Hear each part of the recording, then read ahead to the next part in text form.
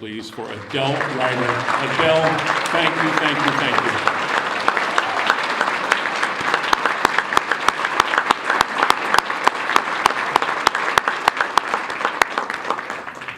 As most of you know, I hope, there will be a special election in less than 2 weeks, so mark the day in your calendar if you've not done so already, April the 30th.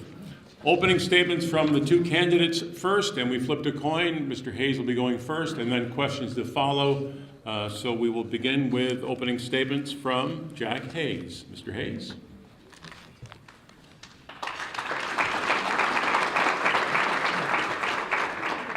Good morning. Good morning.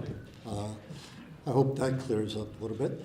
I always thought I would like to start off one of these with like a good morning Vietnam, like Robin Williams did, but I never could roll it off, especially not this morning. Anyway, I'm running for county executive. I spent 33 years with the state police, and many of you picture getting stopped on the side of the road and getting a ticket. The state police is a full-service agency, and as a station commander, I had a patrol area of 400 square miles and supervised 15 troopers and schedules, fleet operations, leases for buildings, and interaction with town and county and federal officials. As a zone sergeant, we had the responsibility to help supervise 2 counties, Ulster and Greene. As an emergency management troop staff member, I interacted and coordinated with 5 counties, Rockland, Orange, Ulster, Greene, and Sullivan. It's more than just traffic tickets at the side of the road. As town supervisor in Gardner, we ushered in a renaissance that changed the entire makeup of the way our Gardner was run. It was a sleepy little, we always did it like that type of operation, and we transformed it into a very vibrant and up-to-date government. As Ulster County Legislature, I was involved with some difficult challenges when we were passing along and trying to figure out what to do with the senior center. So I've been involved in the thick of many of the transitions that Ulster County has gone through. I feel confident that I can lead Ulster County and give you good government. There's no silver bullet. I'm not going to tell you that I have the silver bullet that's going to solve all our problems. I really believe the problem solving is going to come from you. You're the people that will do the input that will help us find our economic stability. Thank you very much. 3 minutes, Mr. Ryan. Good morning. How is everybody? Great. I was driving up here this morning, and I was thinking about last month at this breakfast where we had bagpipes, beer, music, and now you're stuck with the 2 of us. So I'm sorry about that. But I'm really excited to be here. I'm Pat Ryan. My family, the Ryan family, has been a part of the Ulster Chamber of Commerce for a long time, going back to my grandfather. I think maybe one of my uncles is here. I'm not sure. He made it up this morning. But it's a distinct honor to be with you all, the folks that are powering our local economy here in the county, which is growing and growing every day as we look around. I'm running for county executive because I have a clear vision for how to lead our county forward, and because I have the leadership experience and the executive experience to actually take that vision and implement it here in the county. I'm sure we'll talk more about this, but at the high level, 4 priorities for me countywide. Number 1, and I know important to every one of us, we have to hold the line on our taxes here in the county. The previous administration has done a tremendous job of that. I plan to continue to do that. All the good work we do in the county, we have to do from a position of real financial strength and responsibility, and I take that very seriously. Number 2, while we do that, we have to keep growing and diversifying our economy here.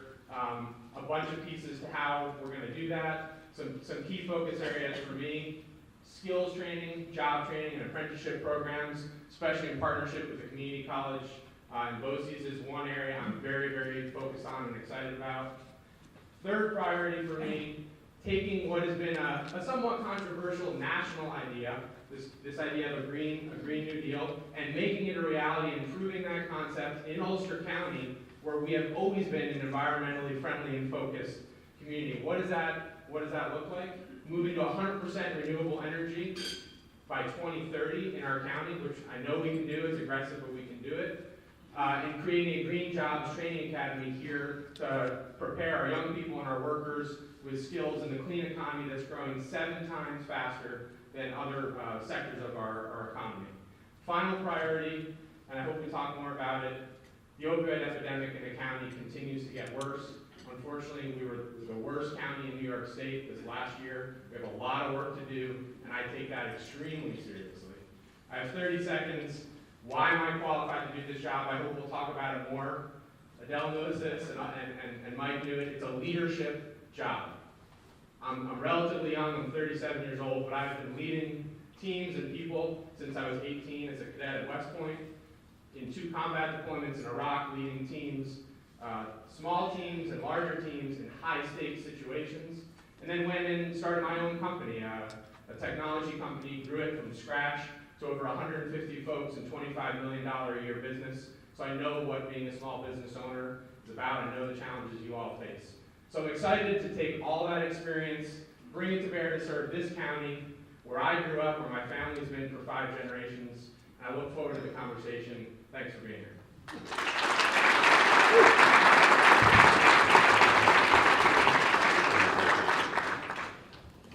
Okay, we move to questions, 2 minutes, and again, we'll be timed by our great friends from the League of Women Voters. Let's begin with something that's very important to a lot of folks in this room in tourism and hospitality. Tourism spending in Ulster County is approaching $600 million a year. As county executive, what would you do to improve and bolster Ulster County's tourism promotion efforts? And we'll start with Mr. Hayes and then Mr. Ryan. Mr. Hayes, here.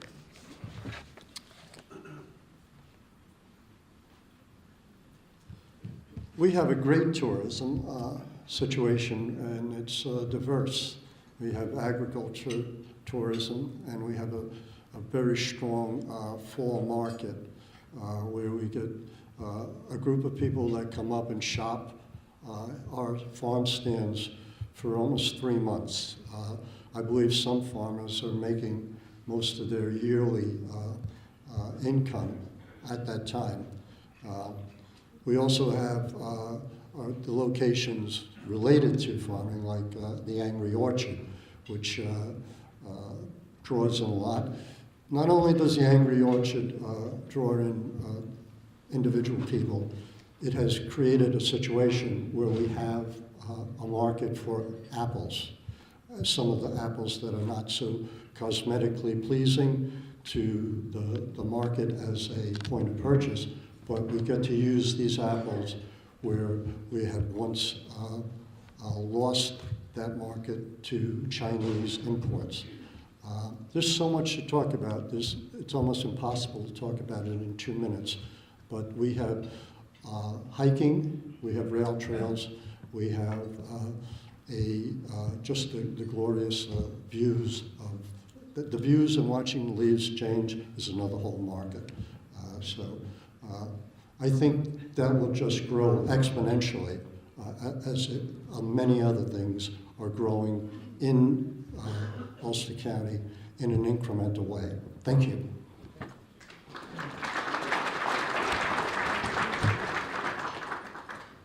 So you all know this because you're entrepreneurs and business owners. How do you create a competitive advantage economically? You lean into your strengths. You play to the things that you're good at and in which you have a competitive advantage. We all know that in Ulster County, our beautiful environment, our surroundings, sandwiched between the Catskills and the river, is one of our greatest competitive strengths. And it's no coincidence that our tourism industry, our hospitality industry, is thriving and continuing to grow because of that. So I see our job in county government as enabling that, empowering that, making county-wide investments to continue to allow that to happen and expand. I was shocked when I dove into the data in a good way. Over 5 million people visited Ulster County last year. Over 5 million people. It's incredible. How do we leverage that? There's a whole bunch of ways to do it. Definitely can't cover it in 2 minutes, but from the county perspective, the investment we've made in our trail system is a huge draw.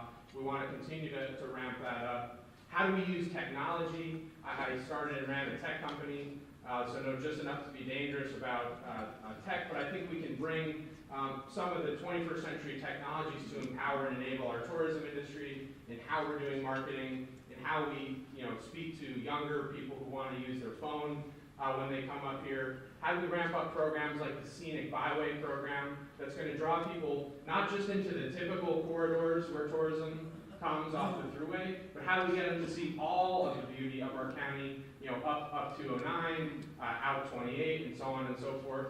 I want to work with you all to do that. I want to hear from you what the county can do to help expand. Those are some of my initial thoughts, but everything we do is going to be informed by constant dialogue and communication with you all, especially, so you'll get sick of me coming to these breakfasts and other events, and I look forward to those conversations.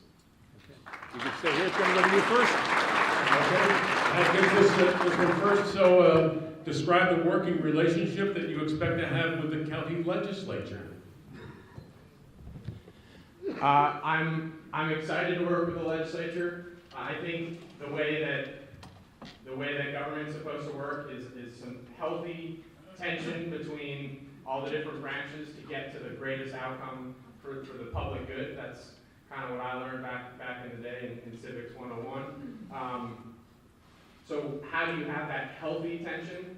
One, you're honest and straightforward, and you always speak the truth about what your priorities are. The way that I've always operated, whether as an Army officer or a business owner, if I have a question or an issue, I go to someone directly, I look them in the eye, and I say, here's what I'm thinking, what do you think? Tell me what's going on, and we try to get to a solution. So that's how I'll approach relationships with everybody, including the legislature.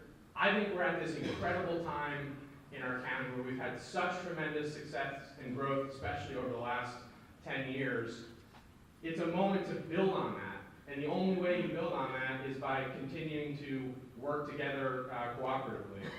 So I've already started to have some preliminary conversations with folks in the legislature. One of my top priorities after our election in 13 days, April 30th, don't forget, is to sit down with anybody that'll sit down in the legislature and get their take and start really growing those relationships. So it's all about building the relationships. Thanks. Any questions, Jack? The legislature, policy and budget, two parties. I've worked with somewhat of a third caucus in my day in the legislature. I've worked with both Republicans and Democrats, where we had differing opinions from possibly the two end sides. We came together in the middle, and I worked with Sue Zimmett and Mary Shealy, who were both Democrats, and we collaborated to we didn't collude, we collaborated, and we found a consensus. And I think consensus is what we need for governing. We need to pull people together, stop the divisions, maybe reduce some of the tensions between the different parties and branches of government. I wish to have a more open dialogue with everyone, whether it be the legislature or the people on the street, or other county executives, Steve Newhouse, Mark Molinaro. We have to address many issues in the future, and I believe we've got to do it on a regional basis, solid waste being one of them. So I think we need to pull together regardless of political parties. Thank you. Jack, you can stay here. This one goes to you first. So this question is really tell us a little bit more about yourself. What makes you uniquely qualified, in your opinion, to be county executive? Jack will go first. I've been a team builder most of my life, starting with Boy Scouts as a patrol leader, and then going on to explorers. In the Navy, I was in charge of the aft, the firearm. If you don't keep steam on a Navy ship, you sink. So we made sure we had steam. Same with the state police, the same with the towns of Gardner. Town of Gardner, we had 5 different parties. We had Republican, Conservative, Democrat, Independents, and something called the Save the Rural Roads Party. It was difficult to reach consensus at times. It was difficult to get 3 votes. That's what you need to pass legislation. We did it. We had a phenomenal 2 years, and the next 10 years worked off the 2 years that the board I was on. It wasn't an I, there's no I in team. It was 5 of us. We made it work. We brought Gardner into the 20th century. That's what I will do here. I'll build teams, I'll build consensus. Thank you.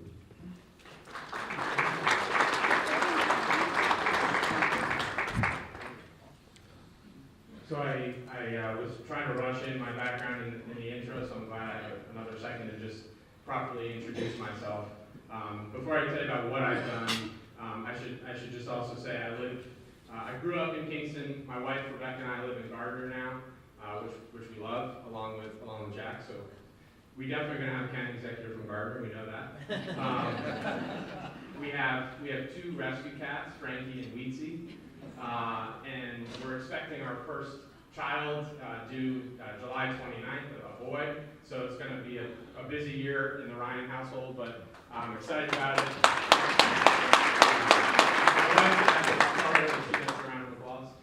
And I'm not going to sleep in 2019, so that's the approach.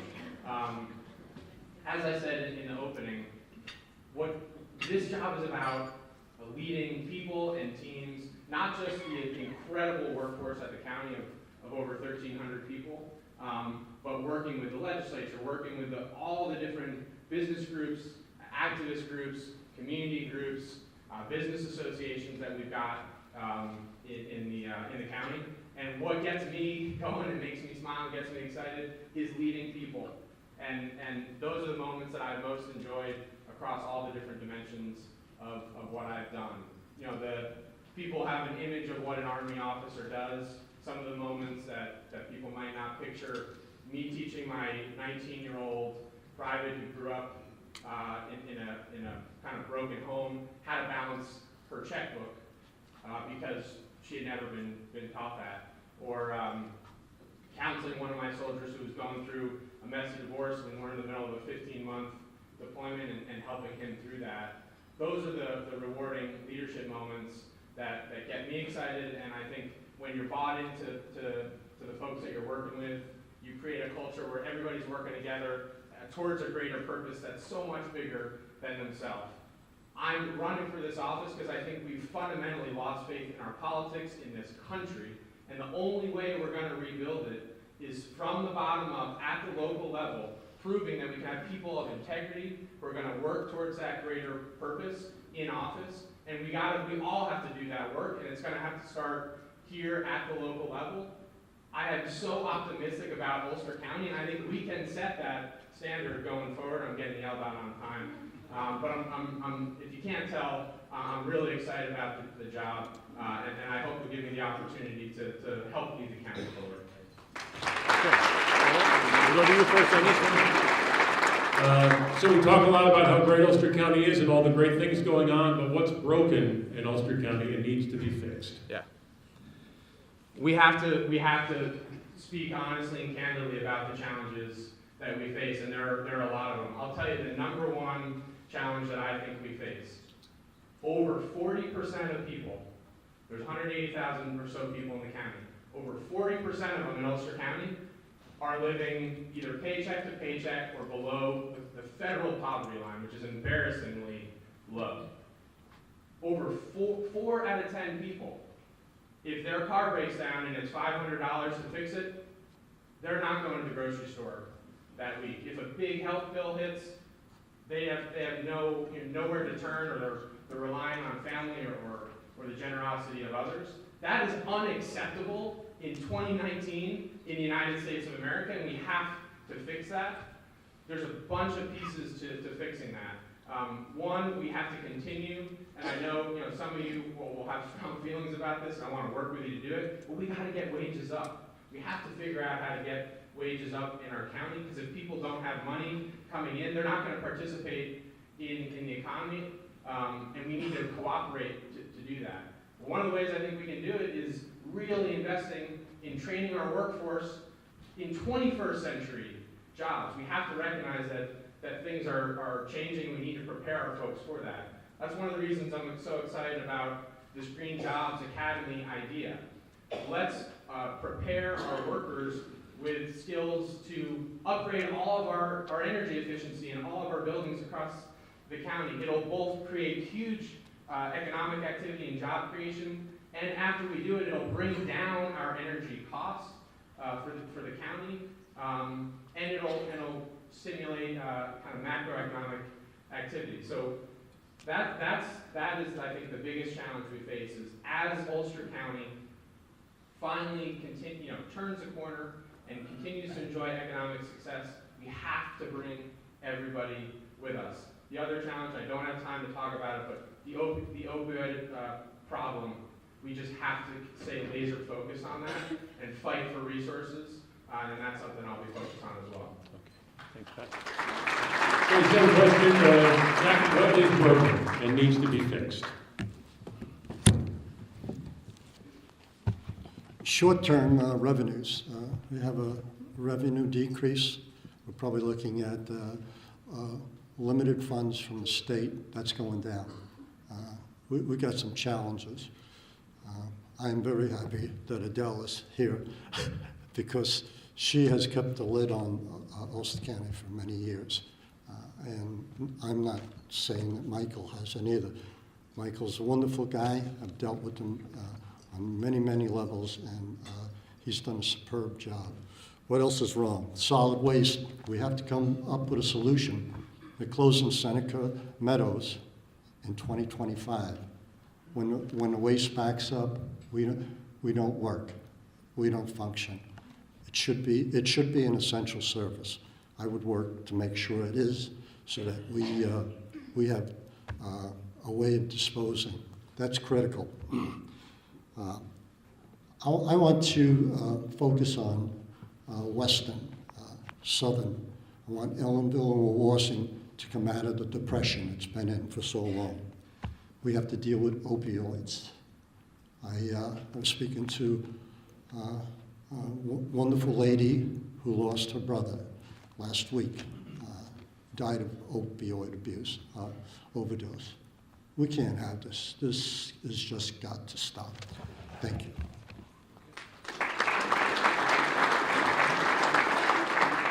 Okay, so Jack, we'll start with you on this question. It's an economic development question for Ulster County. What is your position on the proposed Kingstonian project in Kingston?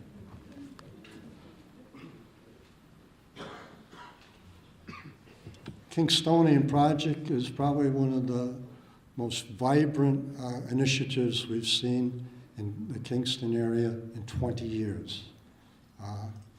Between the services of the retail, the parking, the jobs to build it, the jobs to continue it, it's something we need more of.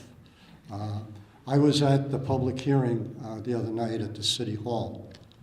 There's some strong feelings on both sides of this issue. And I understand both sides of those people. I've spoken with people about affordable housing, and I realize the stress of not being able to live in a decent house. I believe the Kingstonian is going to bring to us economic benefits that will help other people who are less advantaged come up to levels of decent, affordable housing. So in a sense, it's a mixed bag, but it's a very, very positive one, and we need to see more of it. I think we need to get the input from the people about affordable housing in the beginning of projects and tailor certain projects to more affordable housing rather than market rental housing. Thank you.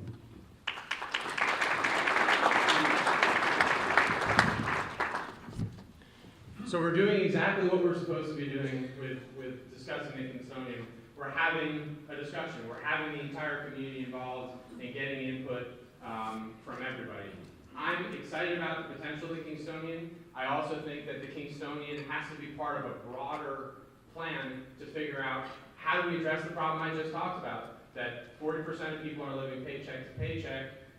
According to a 2014 report, over 55% of Ulster County, folks in Ulster County, are living below the affordability threshold for housing. We're the third worst county in New York State for housing affordability. So I believe that any project or development we're doing, if we're not at least talking and thinking about how to incorporate affordable housing as part of that project or as part of a larger kind of set of projects, then we're failing to do our job to take care of everyone in our community across the board. That being said, growing up in Kingston, I can't believe what's happening in Uptown Kingston. I'm incredibly excited about the growth that we're experiencing. Anything we can do that's going to bring more folks to Uptown and Midtown and downtown, as well as out to the western corner of the county and down to us Southerners down in the southern part of the county. We need to up those numbers of tourists that are coming. We need new energy and capital and ideas and excitement. To see a co-working space open in Uptown Kingston, that's awesome. That's exactly the kind of thing that we need to be doing. To see entrepreneurs who have built successful businesses in other parts of the country or other parts of the state say, I want to do that here, and I've spent the last few months having great conversations with many of them. That's tremendously exciting. And our job in government and in the county government, in some cases, just get out of the way and let them succeed. In other cases, it's making those foundational investments, getting broadband to every single part, every single house and corner of our county. It's 2019. It's a necessity for our businesses. So that's how I think not just about the Kingstonian, but about how we do development right here in the county. You can stay here also. You touched on this a little bit. First day you walk into office, if you're elected, to both of you, what will be your top 3 priorities? I talked about policy priorities. I think the big 3 for me, holding the line on taxes, economic growth, which we've talked a lot about, and the opioid epidemic. But there's another side to this job, and I kind of alluded to it.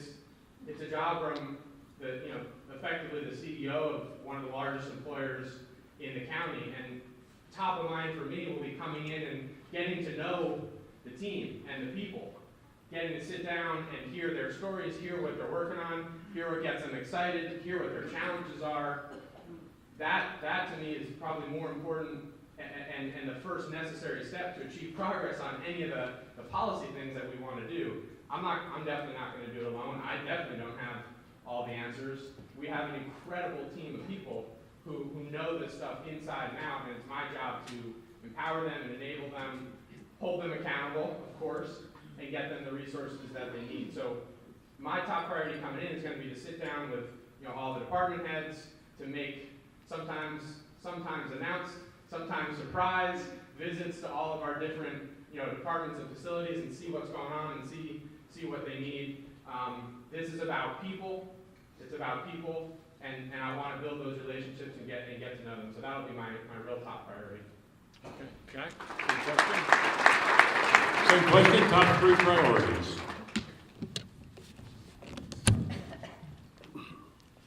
It's not strange that we're not too far apart in how we would address this.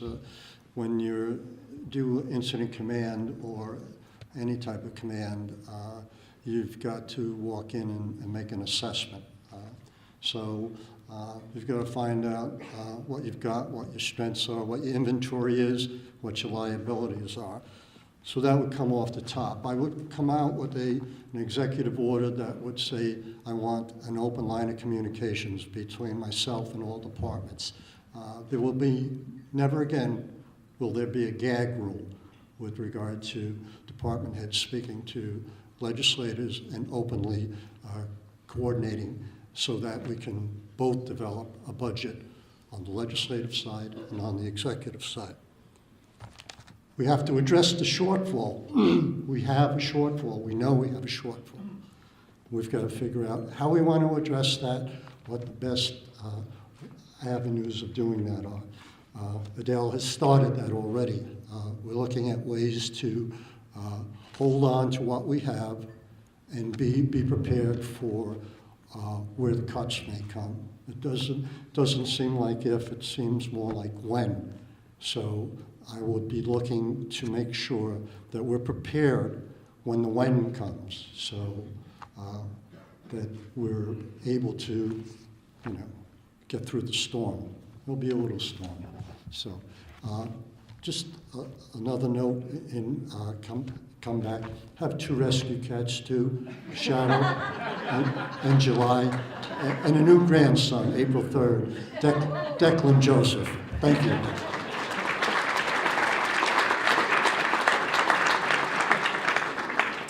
Okay, Jack, we'll start with you on this one, and it has to do with the payments in lieu of taxes pilots. Lots of discussion about it in Ulster County particularly, and we want to know your position on it. How do you feel about pilots in general for new and expanding businesses? Jack? That's a good question. That's been bounced around quite a bit, and we've found that a lot of people feel that they're being shortchanged, especially people in the community that say, well, why aren't they paying their fair share of taxes? If it all works out well, if a development that we gave the pilot to works out well, there's usually no ongoing problem. When it doesn't work out well, the community has just subsidized private industry, and they're not happy. And a lot of people are going, as Patrick said, paycheck to paycheck.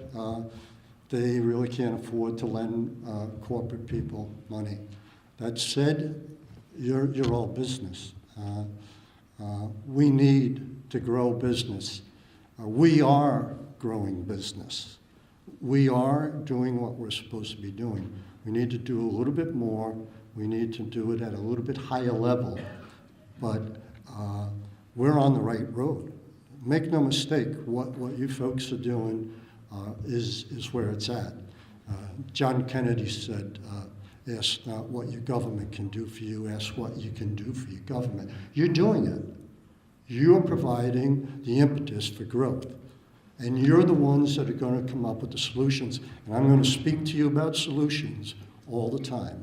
We're going to figure out, we're going to have task force, and we're going to find out how to fix the areas that need fixing and how to grow the ones that are working well. Thank you.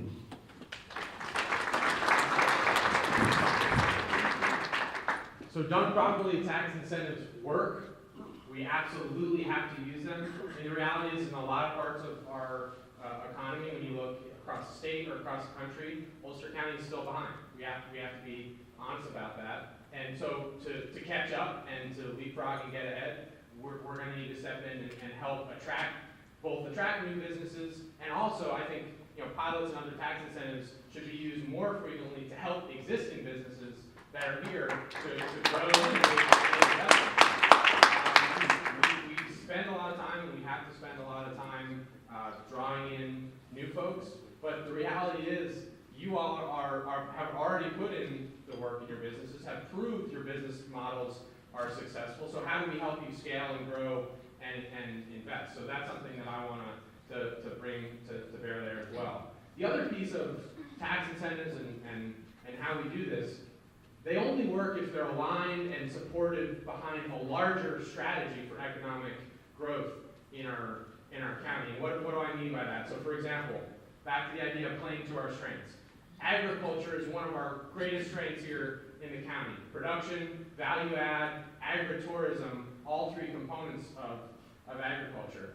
Yet I think if you look at how the tax breaks and tax incentives we're using, very few of them are aligned to support that part of our economy. So I was out visiting the Arrowwood Farms down in Kerhonkson, an awesome, farm and brewery. How do we get businesses like them the tax incentives they need to make major capital investments to grow their business? And it needs to be aligned behind agriculture, behind advanced manufacturing, behind green jobs, behind tourism, all the areas where we know we have that competitive advantage. So I want to really work with you all to figure out what are those. I have some preliminary ideas, but what are those areas that are our competitive advantages? Let's lay that out and then align tax incentives to support that growth. Okay, very good. Thank you very much, Pat. Time has flown by. We need to do closing statements if we could. So Pat, we'll start with you. 2 minutes for your closing comments for the morning. Thanks. Thank you. So I went over on everyone, I think. I'm sorry. I will promise I will stay under, and if I don't, I'll just stop. Thank you all for being here and for having me here. You've heard me talk about what my policy priorities are. I think there are things that we all agree on in our county. We love our environment. We want to play to those strengths and protect them. We need to continue to accelerate the economic growth that we're seeing, diversify it, and train our workers with skills that are going to allow them to compete in the 21st century economy.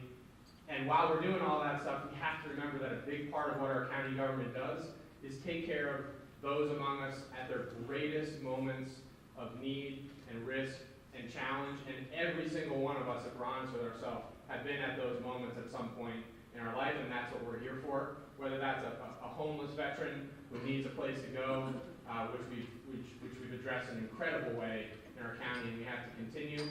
Or it's a young child who needs an advocate going into family court.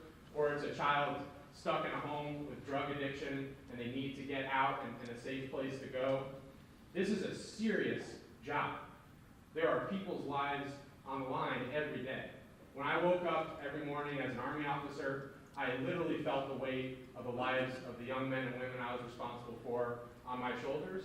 As your county executive, every morning I will wake up thinking about the 180,000 people in this county, how we can serve them, how we can take care of them, how we can keep them safe, and how we can actually thrive as a community and be proud of Ulster County. I'm incredibly proud to tell people that I'm from Kingston and now Gardner and from Ulster County, and I want to be out there spreading that message with you all. So I'd be honored if you give me the opportunity to do that.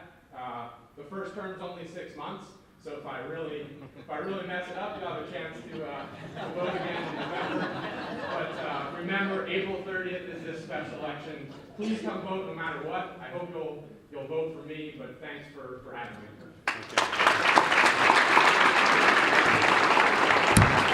Jack, closing comments. Time went by fast, didn't it? The Ulster County Film Commission is going to come in, bring into the county $30 million this year. That's your model. This group came, there was $5 million 6 or 7 years ago, grew to 6, 8, $30 million. They didn't come to me to help. In fact, a lot of people don't like too much government help. They did it by themselves. And I don't want to keep being repetitious, but you have the answers. You're smarter than I am with regard to commerce. You've gotten past the 5-year mark where businesses go down the tubes. You have the answers. I'm going to be looking to you for the answers. And I would appreciate a really robust input from you, because that's how we're going to make Ulster County it is a wonderful place. We're going to make it a more wonderful place. So I don't think I have much more to say. I really appreciate your warm hospitality. It's been very enjoyable spending the morning with you, and we'll have to do it again sometime.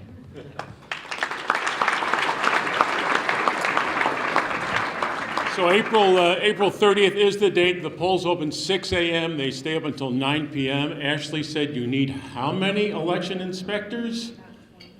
They need like 25 inspectors. So if you know anybody who wants to make a nice pay for a few hours and also get paid to get some training, they need election inspectors. So please, April 30th, turn out and vote. A nice round of applause for both of our candidates, Jack Hayes, Pat Ryan. Thank you both very much.